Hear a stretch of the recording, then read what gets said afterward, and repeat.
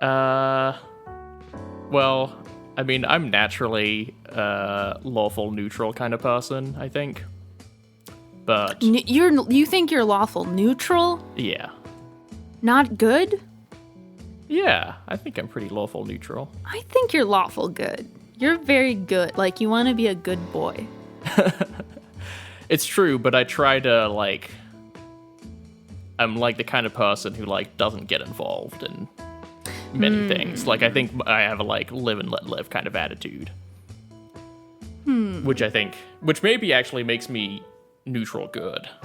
It's a hard one. That's exactly what I was thinking. Yeah. I'm either neutral good or lawful neutral. Or... Yeah. Yeah, I'd say I'm one of those two. Depends on how you want to look at my outlook on life. Yeah, I feel like I've always been chaotic good. Yeah, that's what I would say for you too. You're the most chaotic good person I know, I think. What do you... Okay. What do you think Charlie Parker would be? That's a hard one. I think chaotic neutral. I think chaotic good. But... Yeah.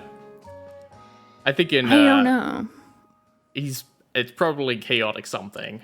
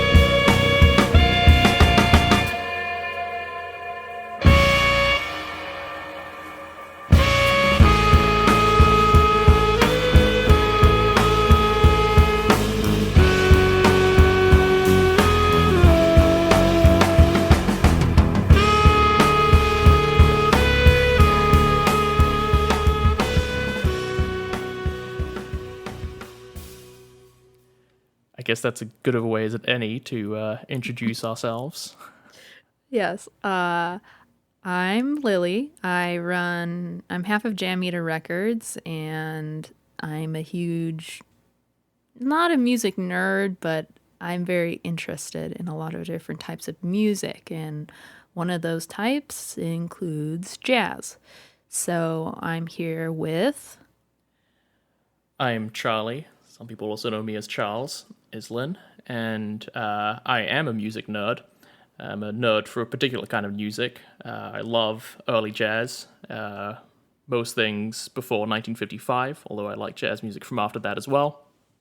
And I'm a record collector, an occasional radio DJ, and a general enthusiast for this particular kind of music.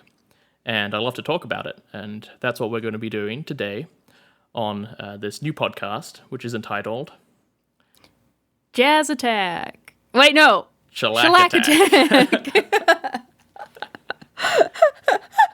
We got there eventually. Yeah, this is Shellac Attack. Charlie and I got together. We used to run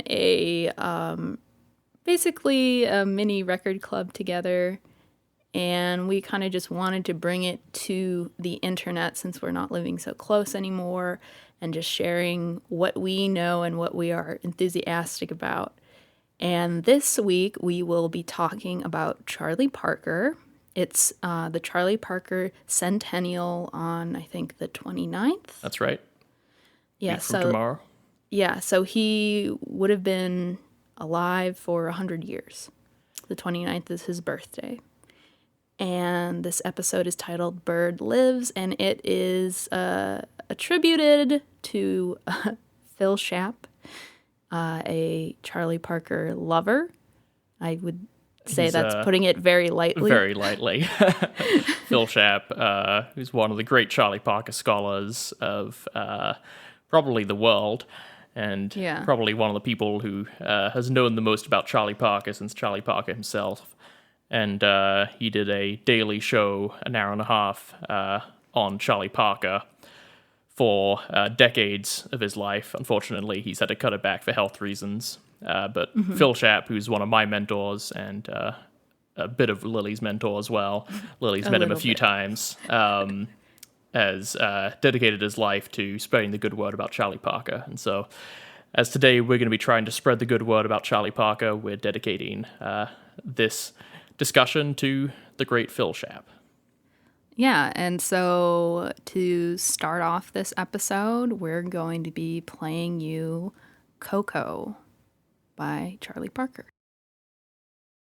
So that first track, which if you're using the premium version of this podcast, you would have just heard in the audio, it's track 1. If you're listening using the podcast, following along at home, is a song entitled KoKo, which is actually a melody over the chord progression to a song written by a guy called Ray Noble, an English pianist. The song was called Cherokee.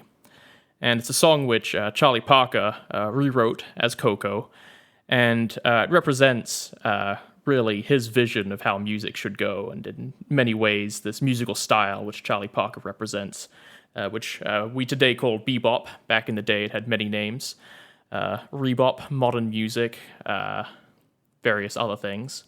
And Charlie Parker recorded that KoKo in 1945.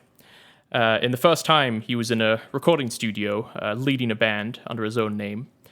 And that KoKo was, I'd say, arguably the most important thing recorded that day, and possibly the most important thing he ever recorded, because it's really shows how he came to this new music, which he helped invent, bebop, this new form of jazz. So we'll get back to 1945 and the time around KoKo a bit later on in this podcast. But I'd like to go back, 25 years before that, to the early years of Charlie Parker and Kansas City first. Yeah, so Charlie Parker was a Kansas City native.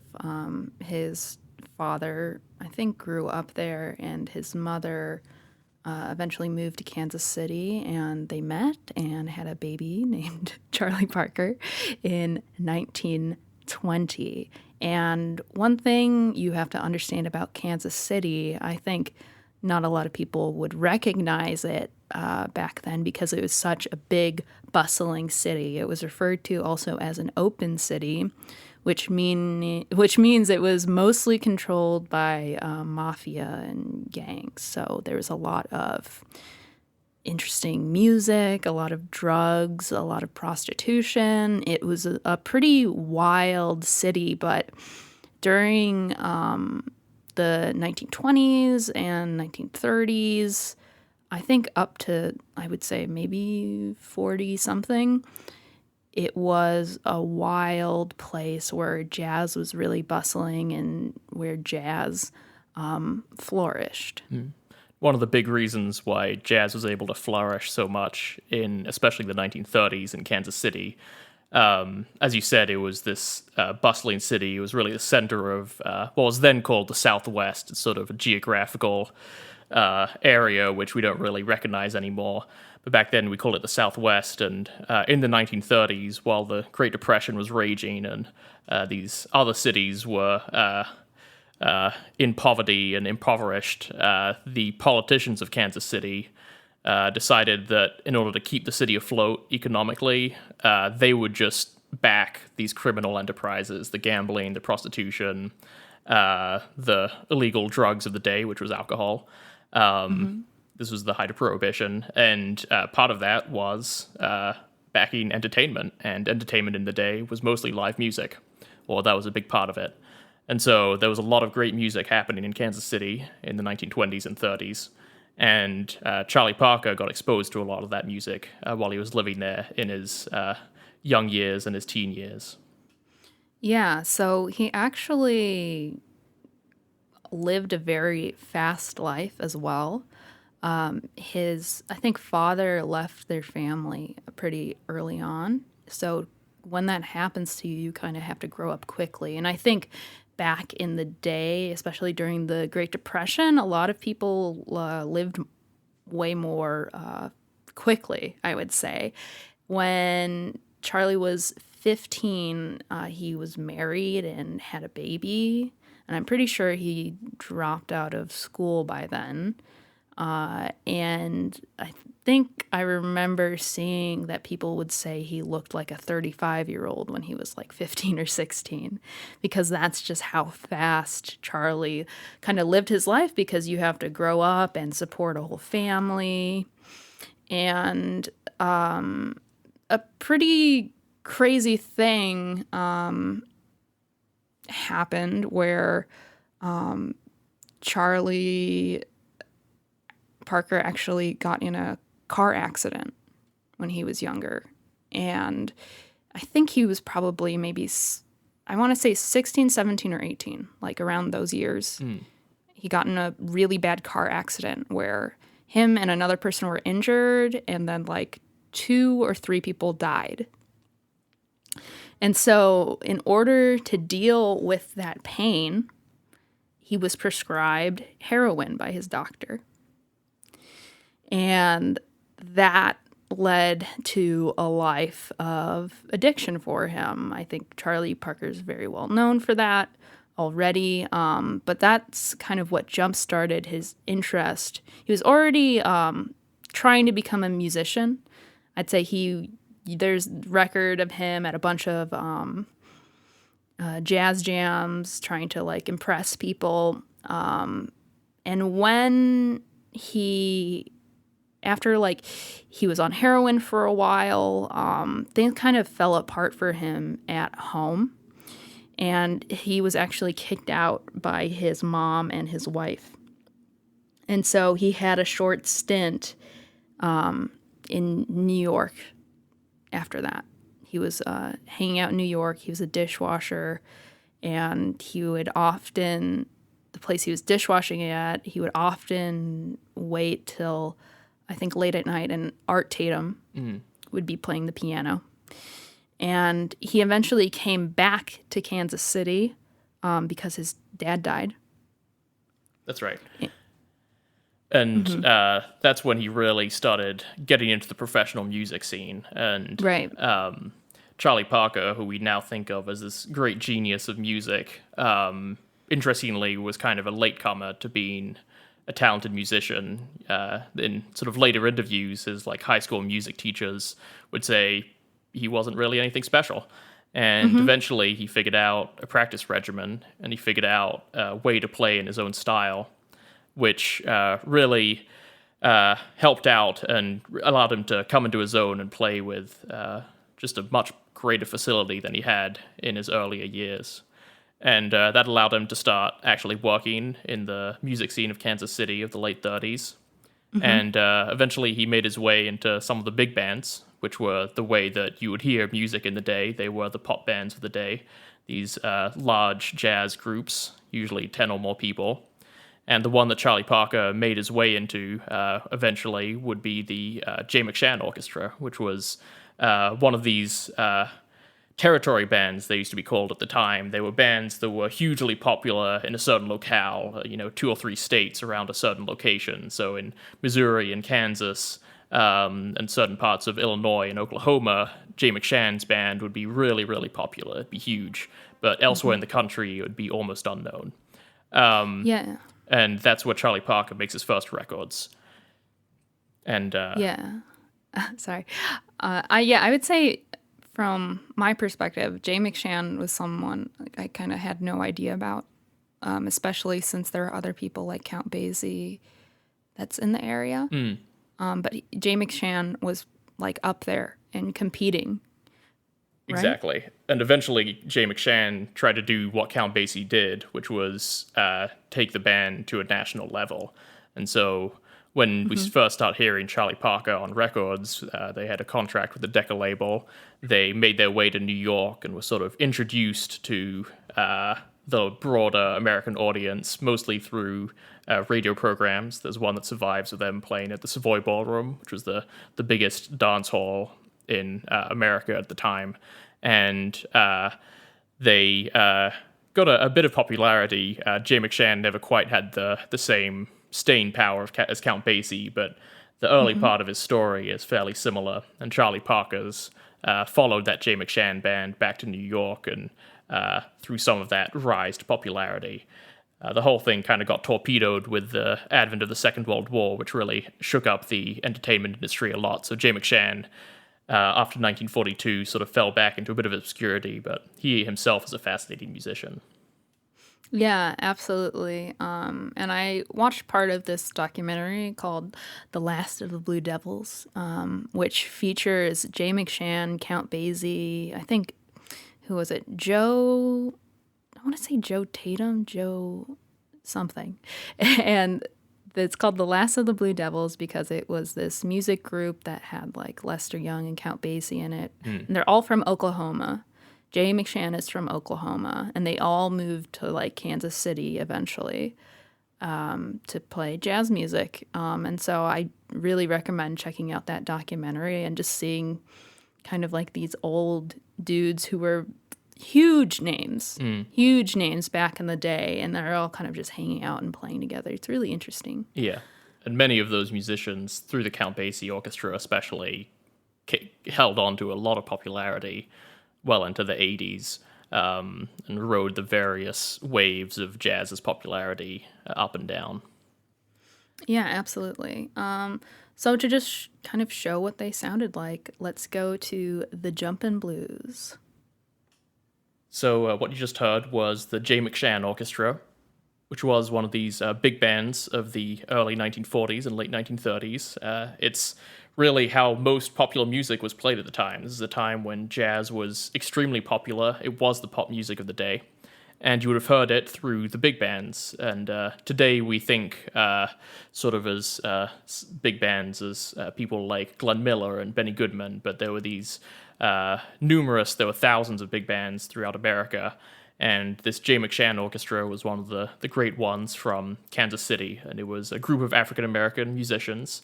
And that was one of their recordings made in July of 1942 for the Decca label. And it was called the Jumpin' Blues. And you have that great Charlie Parker solo early in the record where he quotes a melody which he's going to use later on in his life. We know it now as Ornithology. And that Jumpin' Blues was a big hit. I think there were about 80,000 copies of it sold to the jukebox market alone. So it was in a lot of jukeboxes, and a lot of people bought it independently of that. And it was a sign that the Jay Mcshann Orchestra was doing great, and that's really how a lot of people first heard Charlie Parker. And they wouldn't have known it was Charlie Parker. Charlie Parker's name is only on that record because he co-composed the Jumpin' Blues with Jay Mcshann. Or he co-composed not the Jumpin' Blues, but some of the particular performances that the Jay Mcshann Orchestra had. But there was no real indication that Charlie Parker was playing the alto saxophone solo. But a lot of musicians were starting to hear that alto saxophone and noticing that there was something different about it.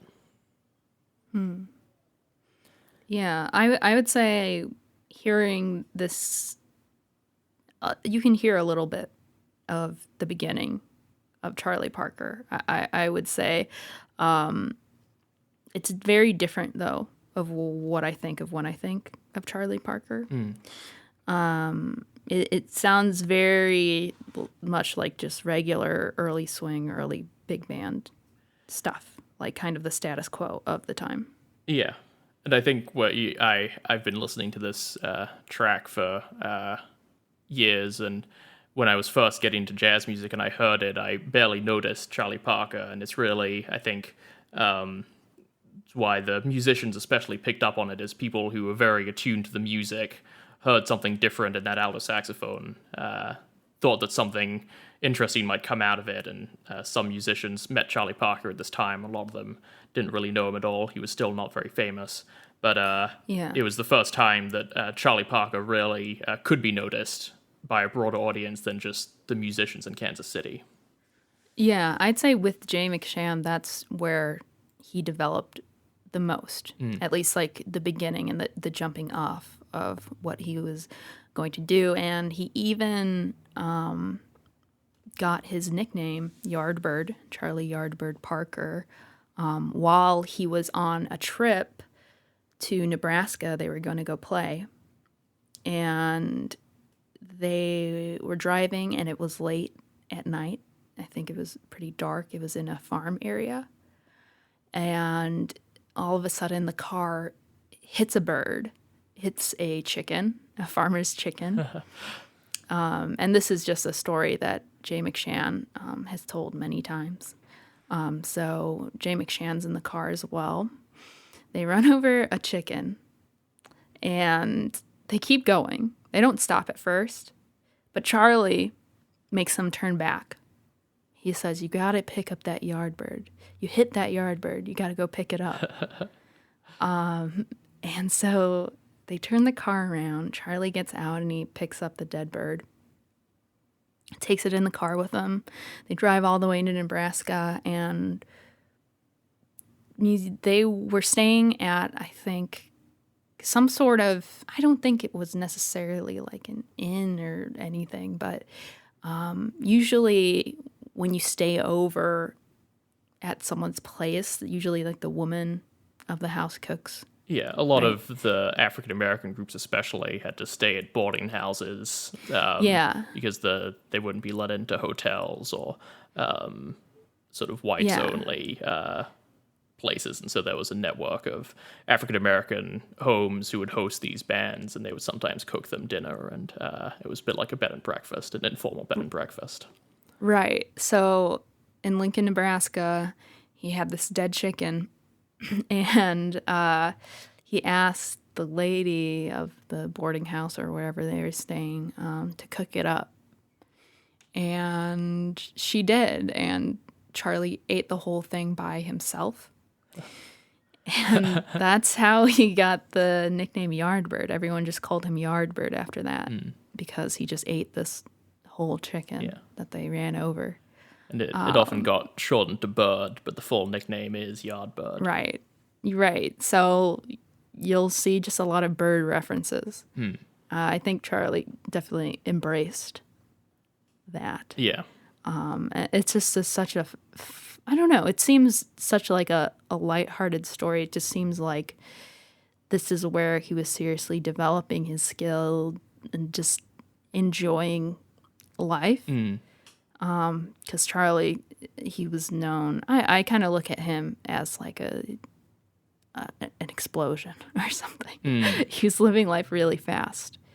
But there's just like some damn good stories from that time. And he was always, Charlie Parker was a complicated personality, and everyone who knew him had a different take on it. And part of the reason why his legend survives to this day is because he had this somewhat eccentric personality, and there's so many whimsical stories about him, like the way he got that Yardbird nickname, and a lot of the stories have parts of them that are true and parts of them that aren't true, and it's hard to piece it all together. And when the legend of the person merges together with what the person's actual history was, but one thing's for sure is that this was I like to describe his personality as whimsical. It's very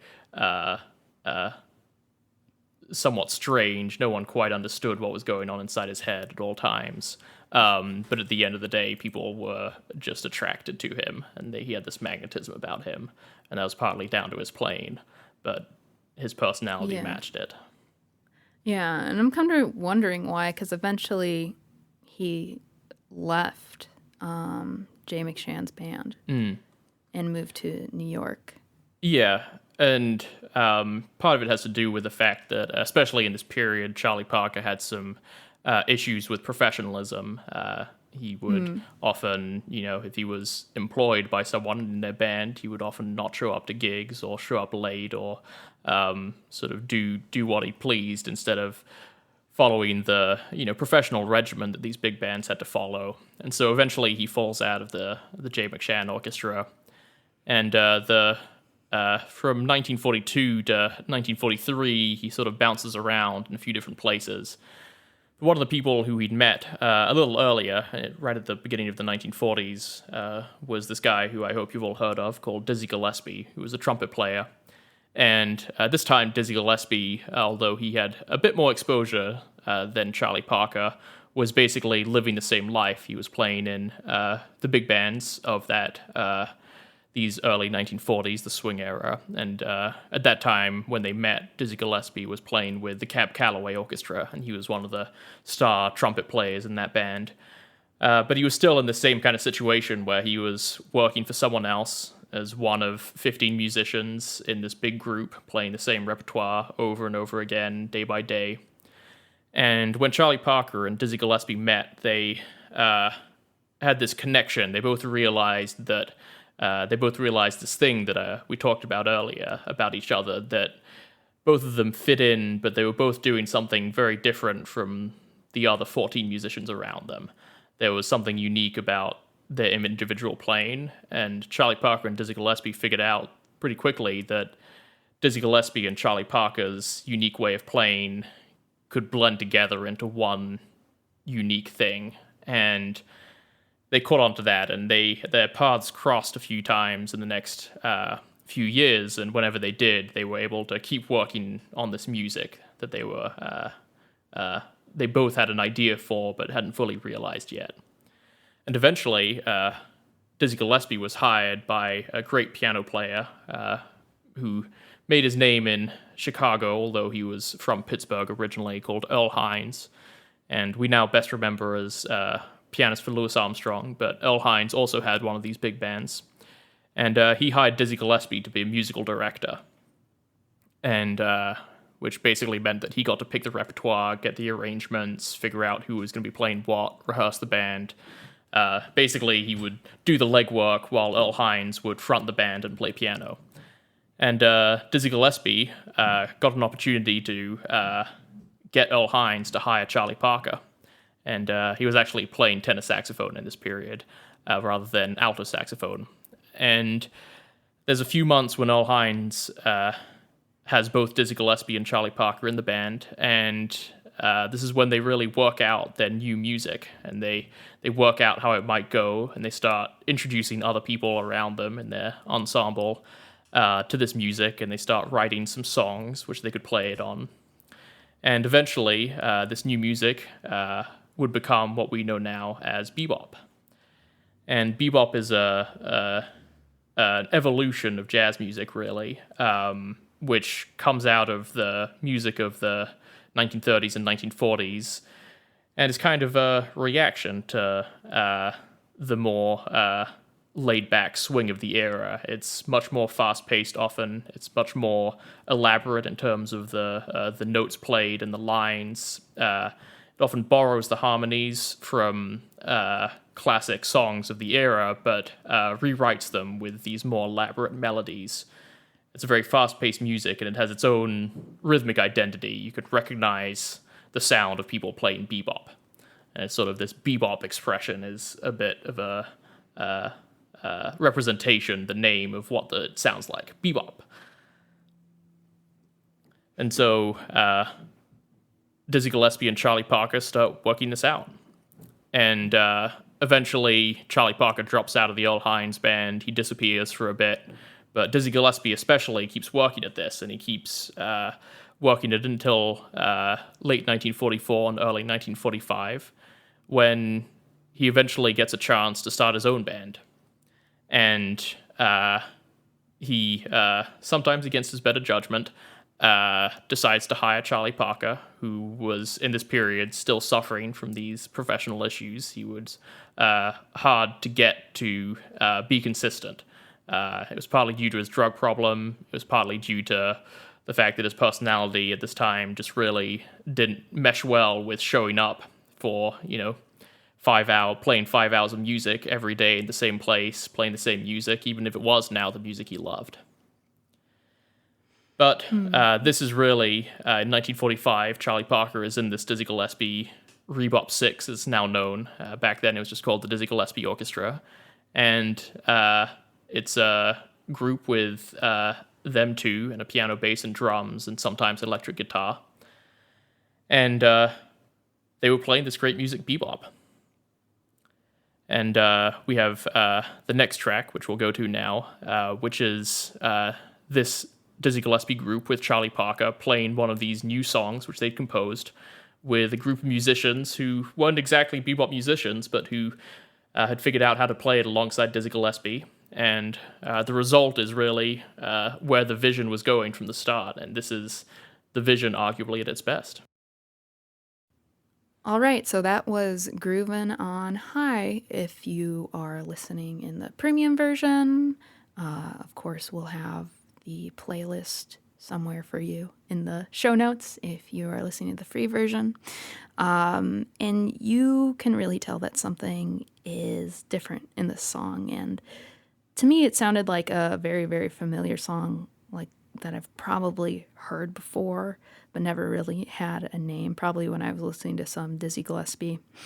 It reminds me a lot of Disney Rubber Hose animation, where there's this constant beat of like a dun dun dun dun dun, you know, and everyone's like moving their shoulders at the same time. There's something almost like upbeat and cartoonish about it, which you don't really get a hint from earlier jazz.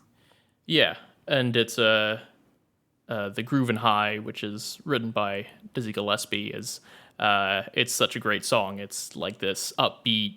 It makes you groove. It's this amazing melody, this amazing rhythmic line. And one of the fascinating things about it is that it, you know, as you said, it doesn't sound like the J. Mcshann Band at all. Although the J. Mcshann Band had some, you know, modern parts to it, this is definitely a different music, and it's really, I think, more familiar to people today who have listened to jazz in some form or another, because it's much closer to what we would hear in jazz today as the jazz of the time. And strangely, it's actually a new melody written over the old melody to a song called Whispering, which was from the 1920s. It's an old chord progression, which Dizzy Gillespie took and updated and made into this completely different modern thing. But if you listen to the old versions of Whispering by Paul Whiteman or Tommy Dorsey, there's even a Frank Sinatra version from around this time. And you listen to Groovin High at the same time, they mesh. That's actually it sounds almost the same, but the identity of Groovin High is so different. And that was, again, the Dizzy Gillespie Band, the Dizzy Gillespie Sextet, the Bebop 6, as it's now known.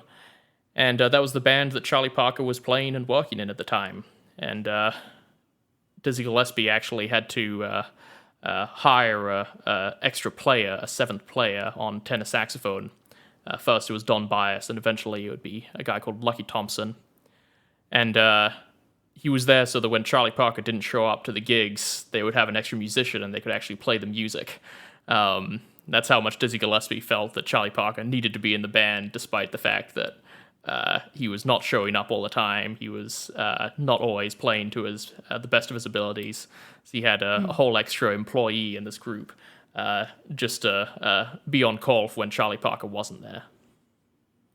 Yeah, and that's going to be a very, very common theme, like, throughout Charlie Parker's whole career, is he doesn't always show up. And the way they answer this, I feel like the way Dizzy's like answer by hiring a new band member, it's like putting a piece of tape over like a hole in a boat. Exactly. Like, it's gonna keep sinking. It just slows it somewhat. Yeah.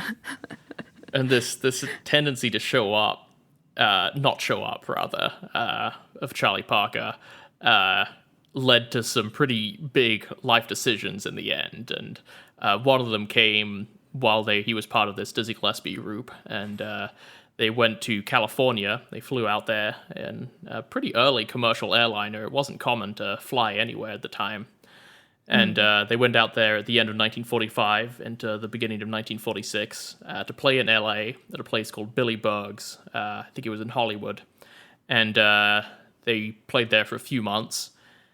And it was also a time when this Dizzy Gillespie group was starting to get really pretty noticed, and the West Coast musicians really picked on to this bebop, and they all started to idolize Charlie Parker and Dizzy Gillespie.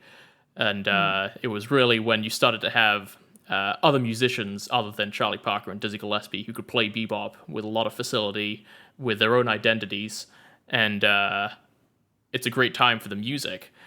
When, in February of 1946, the time came for the Dizzy Gillespie group to fly back to New York, it was, I think, an early morning flight, and it was right after they had a late-night record session. They were recording for a new label, Dial. And for the record session, Charlie Parker just didn't show up. He was nowhere to be found. And Dizzy Gillespie sent someone to go looking for him at the hotel, in the usual night spots, all that. Couldn't find him at all. And so they went ahead with the record date without Charlie Parker. And then later that morning, they all went to the airport, and they waited till the last possible moment before boarding the flight. And Dizzy Gillespie left the plane ticket at the counter at the airport for Charlie Parker, just in case he showed up, but he didn't. And Dizzy Gillespie and his band flew back to New York without Charlie Parker. That's right. And so eventually, Charlie Parker showed up at the airport, and he got his plane ticket, and instead of exchanging it in for another plane ticket to fly back to New York, he made the decision, or was compelled, to cash in the plane ticket for money, and then he used that money to feed his drug habit, basically. And this begins a year-long period, a year and a bit, of Charlie Parker stuck in California, basically. Or he was in California, and for some of it he was stuck, for some of it he chose to stay there. And this is when he really breaks away from Dizzy Gillespie, who's on the other side of the country in New York. And this is a time when the distance between the East Coast and the West Coast was a lot larger, because there just wasn't as much easy communication between the two, or easy transportation, and you couldn't get a $100 plane ticket. It was a big deal to fly across the country. Yeah, and I think something about Charlie Parker is just when he doesn't, in the beginning, have a band leader, or just, I think, even just another person, like a male figure to like hang on to, he's in a bad situation, right? If he doesn't have like that voice of reason, because I think the person he was closest to at the time was his drug dealer, who was nicknamed Moose the Mooch. I think Charlie Parker even named a song after him. That's right. That's like how close he was to his drug dealer. And I just want to mention a weird thing is that his drug dealer's real name was Emery Bird. Yeah. And that is just some weird coincidence that Emery Bird, who is supplying Charlie Bird Parker all these drugs, it was kind of like a really bad situation. And I think there was even Charlie Parker had actually written up a handwritten contract, like not an official one, that gave Emery Bird half of all of his royalties at one point, because I don't think he probably wanted more drugs than he could afford. And that was a big thing when he ended up stranded in California, was he made this move to California with Dizzy Gillespie, and he pretty early on had met this guy, Emery Bird, who could supply him. But one of the problems was that the drugs that he needed were much more expensive in California than they were in New York. And so it was difficult for him to get as much as he used to be able to get. And because he wasn't in the Dizzy Gillespie group anymore, his income was less reliable. And eventually, Emery Bird got busted and arrested. And That's right. Charlie Parker's supply dried up. And That's right. around this time, he had met a man in California who was originally a record store owner, a guy called Ross Russell. And Ross Russell heard this Dizzy Gillespie group, and he flipped out. He couldn't believe it. It was the best thing he'd ever heard. And he decided this music was what he wanted to do with his life. And he poured his life savings into this new record label, Dial, which I'd mentioned before. It's the one that Dizzy Gillespie tried to record with without Charlie Parker, because he hadn't shown up. And Ross Russell was one of the reasons why Charlie Parker made it as far as he did in California, because he had Charlie Parker record, and he paid for Charlie Parker to record. And sort of one of the great tragedies of Charlie Parker's life is this period when he can't get his hands on drugs and he's running out of money, and he was in the middle of a record session for Ross Russell and for Dial Records, and you can just hear him having to break down. And it's strange. It's one of the sort of experiences of the 21st century where, everyone's worst moments can be recorded by anyone. And it's kind of unusual that would happen to someone back in that day when, so rare for anyone to be recorded. But Ross Russell kept that music, and whether it was the right thing to do or not, he issued it. And there's a certain beauty to it, despite the struggle that you can hear in Charlie Parker's playing. And so we'll go to one of those next. It's a classic, The Lover Man from 1946. All right, so that was our fourth track, Lover Man. And that was recorded in a moment, as we said, of intense vulnerability. Because since Charlie Parker could not get the drugs that he needed to function, which at this point he was doing before his drug dealer got basically sent to jail or prison or whatever, he was doing a lot of speed and heroin. And that was kind of also just helping him function, because when you stop cold turkey, you can't really function as well, and you're probably in a lot of pain. And so what Charlie Parker did instead was drink. And I don't mean a normal amount of alcohol. I mean, like, people said he drank a liter or something of liquor. And in this session, people have said that 2 men had to hold him up to the mic in order for him to record. I don't know if that's true or not, but people said that he was so wasted during this recording that people had to just hold a microphone to him while he played. Yeah, and the trumpet player, Howard McGee, you can hear him on his instrument trying to prop up Charlie Parker's solo by coming in before Charlie Parker's done.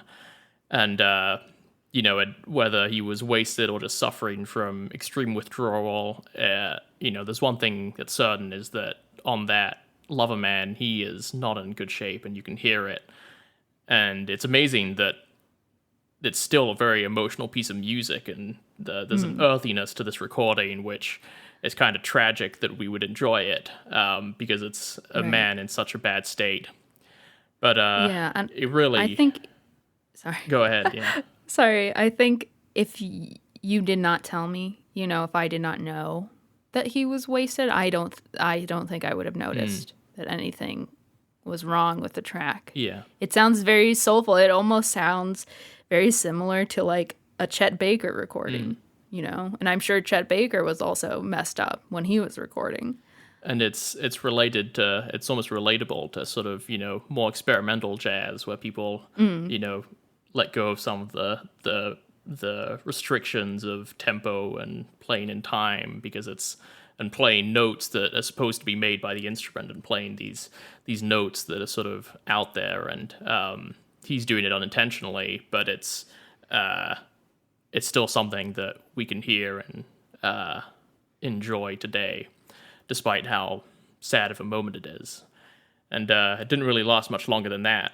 A couple of days later, Charlie Parker got arrested after trashing a hotel room, and he was found with drugs, I believe. And traditionally, this time, the prevalence and the spread of hard drugs was a pretty new thing, and the public opinion and the legal system hadn't figured out a good way to deal with it. And the way that most people were treated when they were found with hard drugs or found to be using hard drugs was they were sent to the federal penitentiary. It was a felony to be caught with these drugs. And this guy, Ross Russell, who was recording that Lover Man, he was the producer and the owner of the record label, managed to negotiate with the law enforcement people to, instead of having Charlie Parker sent to jail, have him sent to a very, very early drug rehab program. at Camarillo State Hospital in California. And that's where Charlie Parker spent 6 months of 1946 and 1947 after he was basically arrested a few days after this Loverman date. And he wasn't playing any music at the time, but he finally got his drug habit into a position which he could control it or deal with it in a manageable way, and he would never kick it fully, but he actually, it was finally in a situation where it wouldn't control his life, and it wouldn't decide what he was doing and when he was doing it and where he was doing it. And so he would never really recover in terms of health from this drug habit, and he kept using, but finally it wasn't front and center of his existence. And Yeah, it's just bonkers. yeah, That it's such an insane thing that he could just go to rehab, which just started to exist for like this. You know, we all are aware of like the celebrity rehab and stuff like that, and that's essentially where he was. And Howard McGee, the trumpeter on that Loverman, you know, before this Loverman was recorded, and him and Ross Russell were talking about, you know, whether they could record Charlie Parker.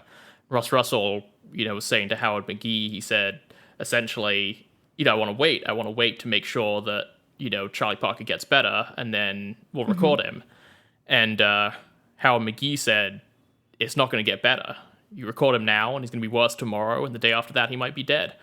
And that's part of the reason why they brought them into the studio to do this Loverman, is because all these people in Charlie Parker's entourage at the time, they honestly believed he was going to die. And if he hadn't been sent to Camarillo State Hospital for this rehab program, he probably would have died. And it's really a miracle that we have all this music from him afterwards, because that could very well have been the end of the story. Yeah, I think that was a feeling around him for like people who were close to him, is that you don't know when this is going to end.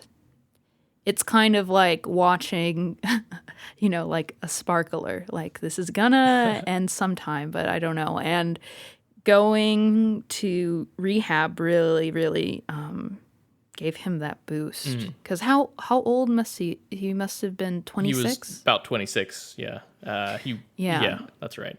And it's amazing that, you know, unfortunately he only really had 10 years left, less than that even. But it's amazing that he managed to pull it back enough that the rest of his career was very productive, and he still had problems with, you know, showing up to things, and he had health problems, but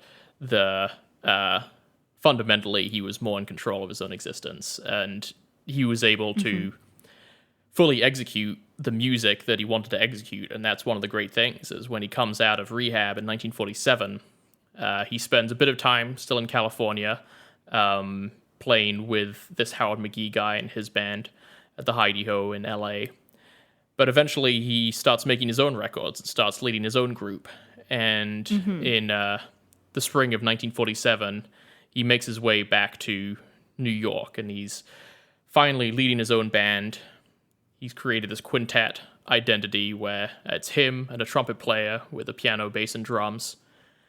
And he's finally in charge, and he's finally playing his own music, and he's working every day at these clubs. And he's also a bit of a star. People have caught on to this new music in the time since Dizzy Gillespie came back to New York. And Charlie Parker had a bit of this, he had already taken on a bit of this legendary status. And he was working and very popular, and he makes a lot of records under his own name in this period. He hires a very young Miles Davis, who Miles Davis was not fully really formed by this point, but Charlie Parker heard something in Miles Davis and hired him to be in this quintet. And he played in 1947, at the end of 1947, he had this long run at a club in New York called the Royal Roost that was actually a fried chicken restaurant. Funnily enough, bringing it back to the Yardbird theme. And they were broadcasting weekly from the Royal Roost, and he was playing there regularly, and people were really listening to him, and he became very popular in this time. And we finally hear him playing with his own band, in charge, his own music, the way he wanted to play it. It's very similar to the Dizzy Gillespie music, but it's his own take on that. And so this is really prime time Bird, you might say. This is the Bird who finally comes into his own. So we'll play you a track from this 1947 period, which was recorded again for the Dial label. Ross Russell followed Charlie Parker to New York because he was one of his main recording artists, and Ross Russell wanted to get in on the New York scene as well. And so this is really a classic of this Charlie Parker quintet. And it's also a very slow tempo. It's similar tempo to The Lover Man, but it's a completely different Charlie Parker. He's revitalized, rejuvenated, and his style has really changed a lot since the 1945 days. It's evolved into sort of its ultimate iteration in some ways. So this is the classic Embraceable You from 1947. So that was Embraceable You. And I think after listening to Lover Man, you can definitely tell he has it together. I think this track was absolutely beautiful. In fact, that is all I really wrote on this song. It's just completely gorgeous. And it's you can... It's amazing how he barely plays a melody at all. He's so inventive. He just comes up with this totally new way of playing this classic song. Yeah, and I think especially just talking about where he was. They're only about a year apart too? Yeah, they're about a year apart, maybe a year and a bit. But this was October of 1927. So he'd been back in New York for about 6 months. 1947. 47, excuse me. And so he's been back in New York for about 6 months. He's really settled in with his band. They're playing regularly. They're being recorded often. And he's really come into his own in terms of music. And I think there's a tendency to say that this version of Charlie Parker is the best Charlie Parker, the most important Charlie Parker. A lot of musicians have said that, especially. And it's partly because he's just so confident, and he's playing his own music the way he wants to play it, with the musicians he wants to play it with. Yeah, he's basically living a great life where he's in charge of his own band. He is writing so much music and performing so much. During the time bebop is flourishing in New York. Exactly. Absolutely. Bebop is now a thing. Before it was kind of this crazy new style that people are interested in, but now it's an established young people's music. Yeah. And one of the fascinating things about bebop in this period is how bebop is sort of the rare occasion where you have an avant-garde music that becomes God. It becomes popular. It was something that was considered modern experimental in 1945. But by 1947 and onwards, it was considered in many ways the standard way to play jazz. Okay, so we're just gonna pause here for now. Our conversation ended up being so long that we had to split it up into 2 episodes. And so part 2 should be just out at the same exact time. So maybe stretch, grab a cup of water or something, and check it out next. So this was Shellac Attack, Jazz Lives, part 1 of our Charlie Parker Centennial celebration. This is a podcast from Jam Eater Records. Our theme music is composed by Steve Arnold and performed by Fiasco. Our additional intermission music is made by ambient artist Max High. Any interviews or research mentioned are linked in the show notes. And this podcast, once again, is dedicated to Phil Schaap, the host of Bird Flight and Traditions in Swing. He's our mentor, a friend, and someone who is always encouraging the neo-hot club movement. Tune in to the second part to hear the rest of Bird's journey, and I'll see you guys there.